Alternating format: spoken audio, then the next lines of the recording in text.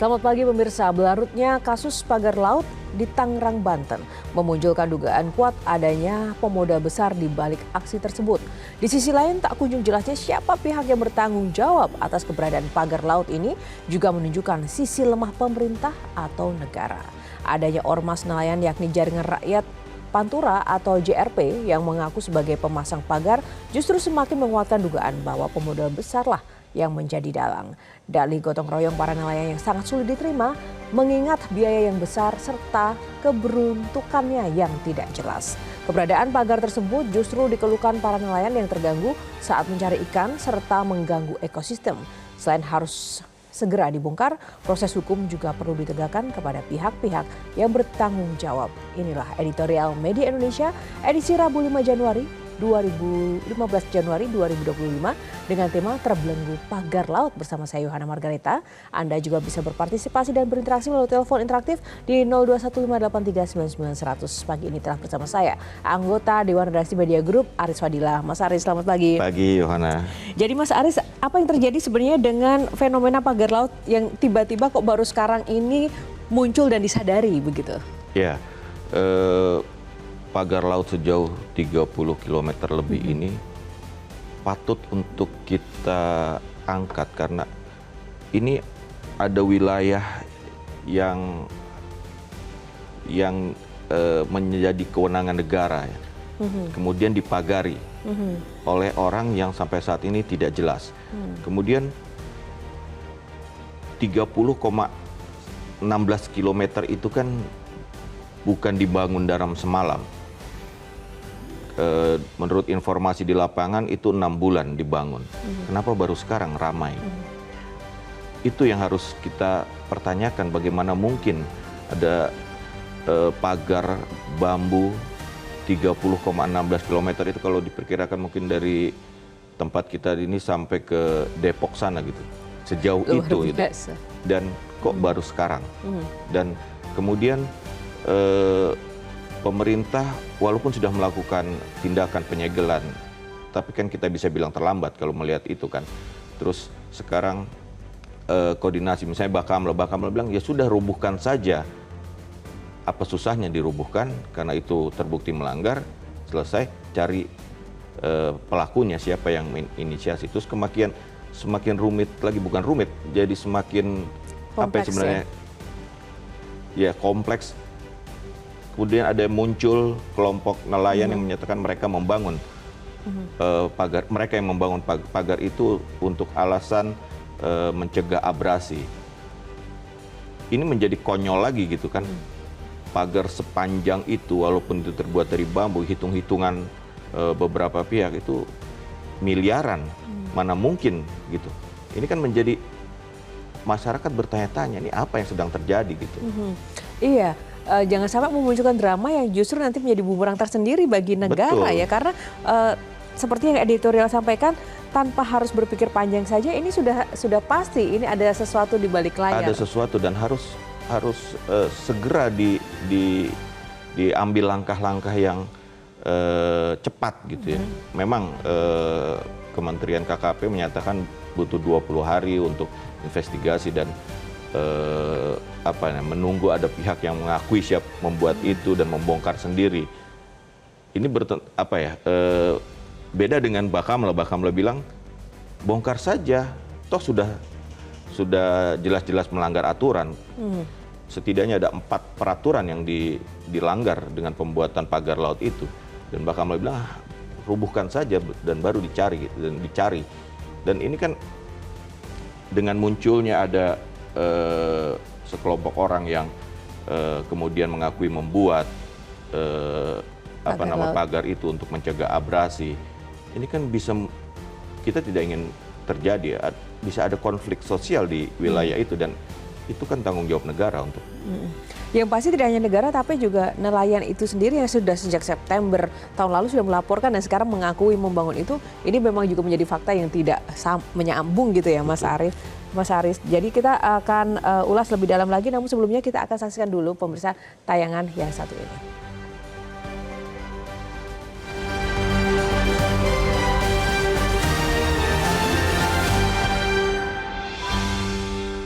Terbelenggu pagar laut.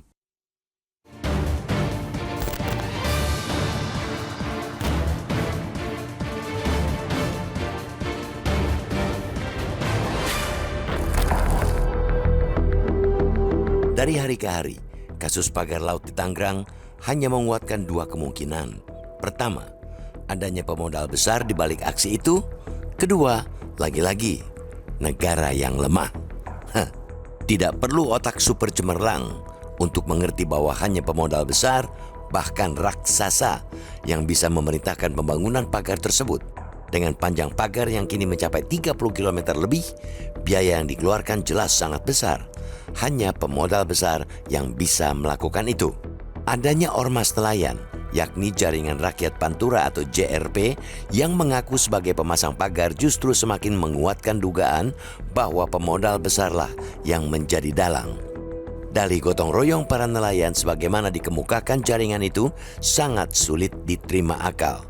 Hal ini mengingat biaya pembangunan pagar mencapai miliaran rupiah, sedangkan pendapatan nelayan sedang merosot. Alasan gotong royong memagari laut untuk mencegah abrasi juga menggelikan.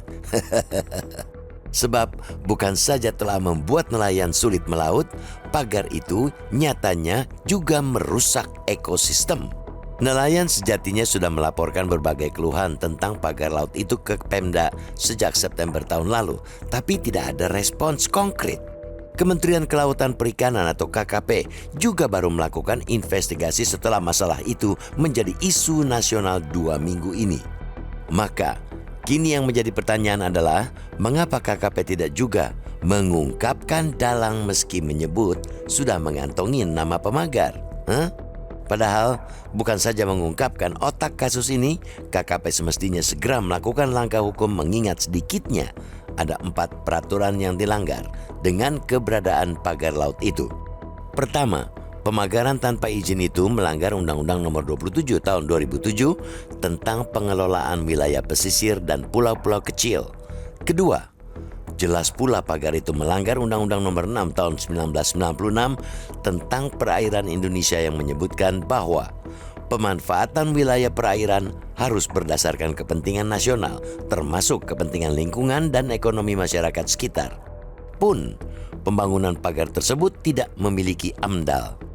Maka pagar itu juga melanggar Undang-Undang Nomor 32 Tahun 2009 tentang perlindungan dan pengelolaan lingkungan hidup yang mensyaratkan bahwa setiap kegiatan yang berdampak penting pada lingkungan wajib memiliki AMDAL.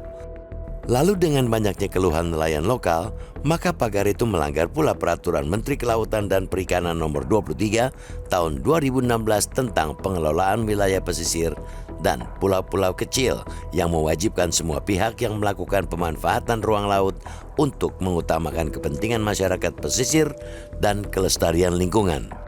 Banyaknya pelanggaran dari kasus pagar laut ini mestinya membuka mata bahwa jangan-jangan tujuan akhir dari pembangunan pagar laut tersebut ialah pencaplokan wilayah pesisir dengan mematikan terlebih dahulu kehidupan nelayan lokal. Karena itu, lambannya penanganan kasus pagar laut ini justru menguatkan kecurigaan publik tentang adanya keterlibatan para pejabat dalam kasus ini. Bantahan hanya bisa ditunjukkan jika KKP segera mengungkap dan menindak tegas pelaku dan aktor yang memerintahkan pemagaran. Penindakan sama sekali tidak cukup dengan ultimatum membongkar sendiri pagar itu dalam waktu 20 hari. Kita sepakat, kerusakan ekosistem dan terganggunya penghidupan nelayan harus segera dihentikan. Pagar harus dibongkar segera. Pada saat bersamaan, proses hukum atas kasus ini juga mesti dimaksimalkan. Ini sekaligus untuk membalikan cibiran publik bahwa negara sedang dibelenggu pagar laut.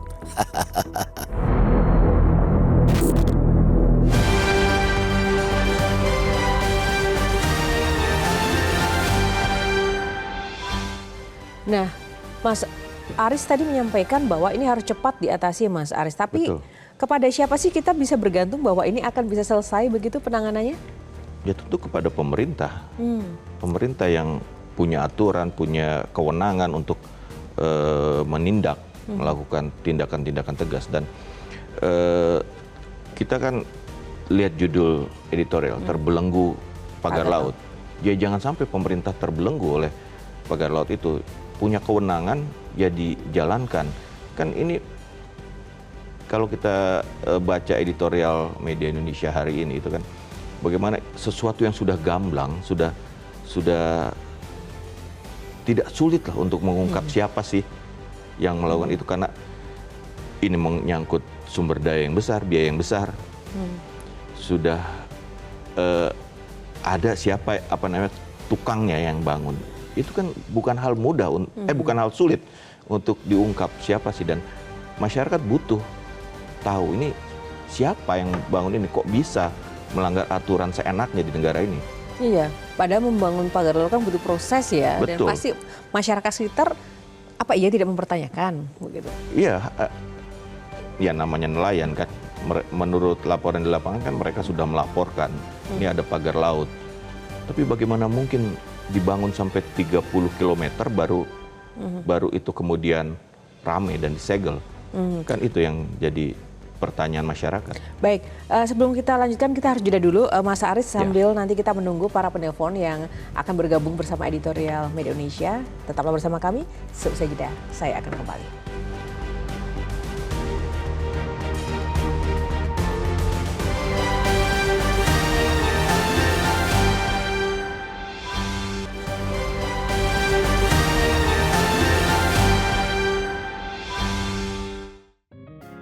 Media Indonesia mengajak Anda untuk mengakses fitur premium e-paper. Dengan sajian konten berbasis intelektual dan meneguhkan kebangsaan, Media Indonesia tampil dengan lebih dinamis melalui e-paper Media Indonesia yang dapat Anda akses kapan saja, di mana saja. Caranya mudah, download aplikasi Media Indonesia di Android atau ketik link e-paper.mediaindonesia.com atau bisa scan QR Code pada layar kaca Anda. Klik tab e-paper di bagian samping layar tablet Anda, daftarkan data diri, serta pilih paket berlangganan e-paper Media Indonesia sesuai dengan kebutuhan Anda. Nikmati juga bonus spesial tambahan 4 halaman rubrik fokus setiap hari. Semua bisa Anda dapatkan hanya di e-paper Media Indonesia.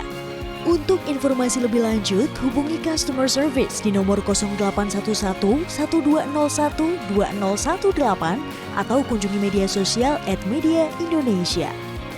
Media Indonesia, referensi bangsa.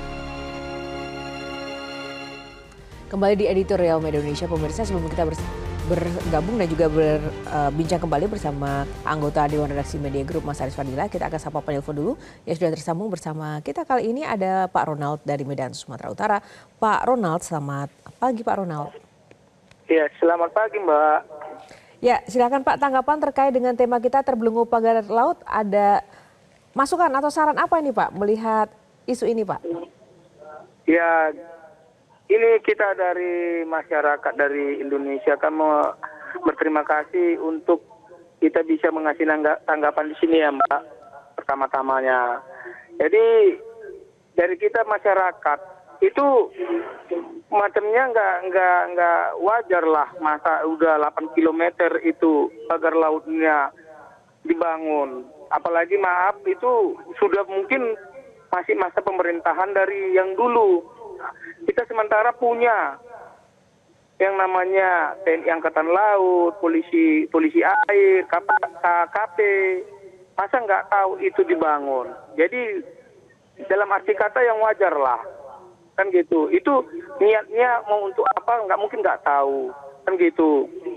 Jadi ya niatnya itu ya harus mau dibagusin atau nggak dibagusin itu harus ada. Jadi tapi aku yakin dengan pemerintah sekarang, dengan kepemimpinan Bapak Prabowo itu pasti akan tuntas.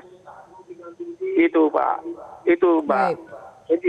Jadi aku yakin itu semua untuk kepentingan masyarakat yang ada di pesisir itu pasti akan didahulukan daripada kepentingan-kepentingan yang tidak mendasar dari sesuai dengan undang-undang yang dilanggar tadi yang disebutkan tadi itu. Itu Pak. Ya. Sekian Baik, dari terima saya kasih. Mbak ya. Terima kasih Pak Ronald dari Medan, Sumatera Utara. Silakan Mas Aris. Ya, kalau kita mendengar apa yang disampaikan Pak Ronald kan, masyarakat tuh merasa dibodohi gitu. Iya kan, betul. mungkin bisa mewakili Pak Ronald itu. Masyarakat merasa dibodohi gitu. Janganlah bodohi masyarakat bahwa ini sudah terlalu gamblang untuk bisa diambil tindakan yang lebih tegas. tapi kita harus apa ya, Pak Ronald, itu soal wilayah laut itu memang ada Bakamla, ada Angkatan Laut, ada Polairut, ada KKP. Tapi untuk kewenangan mengatur wilayah laut dan pesisir itu ada di KKP.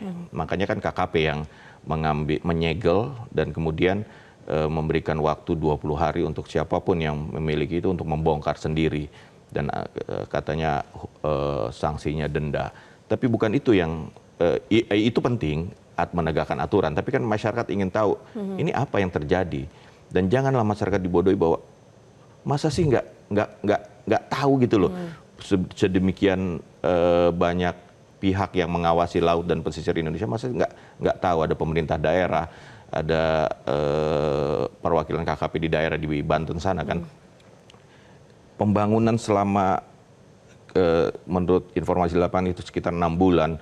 Bagaimana itu kan bambu sedemikian banyak diangkut dengan kendaraan, mungkin truk gitu ya, lewat jalan yang pasti kan petugas dishub atau apa itu kan mesti lihat nih truk kemana sih, untuk apa, membangun apa. Kita bangun rumah aja kan ada truk datang ke rumah kita bawa pasir atau apa, itu kan pasti petugas dishub atau itu ini mau kemana gitu.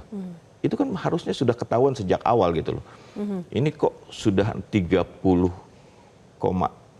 kilo baru ketahuan. Kan itu yang menjadi tanda tanya. Ini bisa langsung kita sebut sebagai skandal pagar laut nggak sih levelnya, Mas Aris? Ya itu harus di pihak pemerintah harus jangan sampai menjadi skandal. Iya kan?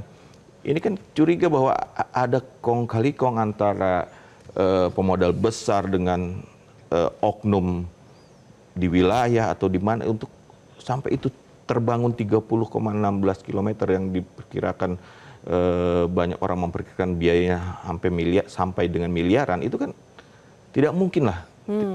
Nah, tadi Pak Ronald juga menarik di statement terakhirnya, ada harapan dan keyakinan bahwa jika memang pemerintah Pak Prabowo mengetahui ini, dia optimis bahwa akan memprioritaskan apa yang menjadi kepentingan masyarakat. Betul, harus. Ya, artinya ya ini menjadi sebuah harapan bersama juga ya. Semoga harus benar-benar dilihat dan harus segera ada solusinya. Ini harus transparan juga. Ini sebenarnya apa, untuk apa? Toh kalau memang untuk kepentingan masyarakat, ada pagar laut itu memang harus dibuka secara terang-terangan begitu ya? Betul. Kalau misalnya pihak yang mengklaim membangun, kelompok masyarakat di Pantura katanya itu, yang mengklaim membangun katanya untuk abrasi. Oke, itu tujuan mulia untuk mencegah abrasi. Tapi kan tetap saja itu harus ada aturan yang mengatur bagaimana sih membangun pagar laut untuk mencegah abrasi, dan pencegahan abrasi itu adalah kewenangan pemerintah. Iya. Dan sulit juga untuk kita tidak menilai seperti kata Mas Aris tadi, biasanya memang itu model seperti kita ingin membangun rumah sudah ada kaflingnya begitu ya. Nah, ini sebenarnya untuk apa? Baik, kita akan ulas lebih dalam lagi, nanti kita jeda dulu pemirsa, tetaplah bersama kami. Editorial Media Indonesia akan segera kembali.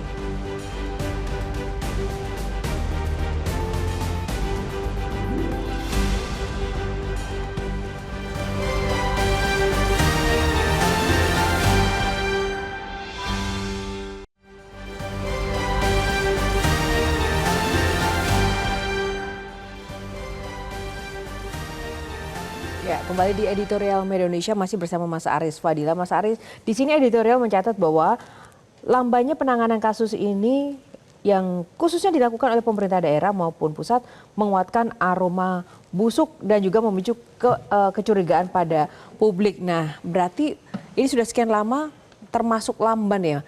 Nah, kemudian kembali pada optimisme kita, mampukah akan ini menjadi cepat, dan siapa yang harus mempercepat? Perlu Presiden berkomentar atau gimana? Terkait Presiden, Kementerian KKP sudah menyatakan bahwa penyegelan itu adalah atas perintah Presiden. Nah, berarti kan Presiden ini menginginkan ini diusut tuntas. Diusut tuntas itu artinya harus ketahuan siapa yang melakukan itu, siapa yang melakukan pelanggaran itu.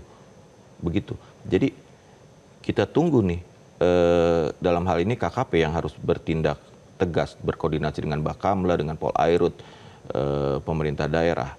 Untuk pertama itu masyarakat ingin tahu siapa yang melakukan itu, siapa yang melakukan siapa yang melanggar aturan-aturan itu, yang melanggar undang-undang, yang membelenggu negara dengan pagar itu kan sudah harus dijawab karena ini sudah terlanjur menjadi pertanyaan publik. Nah, kemudian ini juga harus diusut bagaimana mungkin yang seperti kita katakan tadi bahwa ini pasti ada kong kali kong Antara siapa? antara Pemodal pemodalnya dan pemerintah, oknum pemerintah di daerah entah di pusat. Kan ya seperti tadi saya bilang, ini kan rakyat seperti dibodohi bahwa pagar sepanjang itu dibangun dan baru sekarang ramai. Itu kan terlihat dengan mata kepala pembangunan itu pasti. Laut itu kan ada yang mengawasi. Jika melihat pemetaan dari bentuk dan juga peta dari pagar laut ini seperti ingin dibuat sebuah wilayah atau pembangunan reklamasi dan sejenisnya seperti itu ya, Iya. Mas Aris ya. Ya, itu Mudah yang sebenarnya kalau ingin sangat mudah. melihat Kan, itu. Banyak ahli kok di kita yang bisa betul, menilainya. yang harus bisa menilai apa sih abrasi. Misalnya klaimnya kan yang membangun itu bahwa itu untuk abrasi. Benar nggak kalau untuk mencegah abrasi itu membangunnya seperti itu? Benar nggak konstruksi itu bisa mencegah abrasi? Itu kan mudah. Mudah sekali. Apakah dengan bambu yang ditanam dan disusun sedemikian itu bisa mencegah abrasi? Oke, singkat saja. Jadi ini seperti apa dorongan khususnya dari media sendiri untuk kasus ini, Mas? Ya, media kita mendorong bahwa kasus ini harus jelas siapa yang melakukan pelanggaran. Dan Presiden sudah menyatakan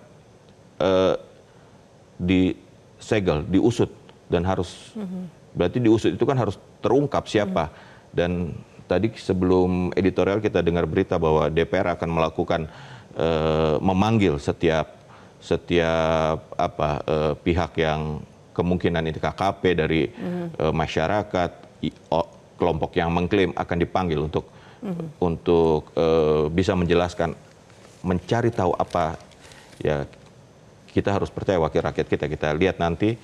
Sekarang masih reses, setelah masa reses kita lihat dan seperti apa ujungnya ya harus terungkap siapa yang membangun ini, siapa yang melanggar undang-undang ini, siapa yang membelenggu negara dengan pagar bambu. Ya, jangan sampai terbelenggu pagar laut. Terima kasih Mas Aris untuk waktunya. Kita juga akan kawal bersama ya. Betul. Terus nanti seperti apa kelanjutan dari isu ini, tetaplah di Metro TV dan juga memantau berita terkini di media Indonesia. Pemirsa, pemerintah memang harus bertindak tegas terkait kasus pagar laut yang membentang sepanjang 30 km di perairan Tangerang, Banten. Dan selain merugikan nelayan yang juga terganggu saat mencari ikan, keberadaan pagar laut tersebut juga mengganggu ekosistem. Langkah tegas pemerintah bisa dilakukan dengan membongkar pagar laut tersebut, sekaligus mengusut secara hukum dalang atau pemodal di balik pembangunan pagar laut ini, agar kita semua bisa melihat apakah memang ada kong kali kong di balik isu besar ini. Saya Yohana Margarita undur diri. Terima kasih untuk kebersamaan Anda. Editorial Media Indonesia akan kembali esok. Sampai jumpa. Selamat pagi.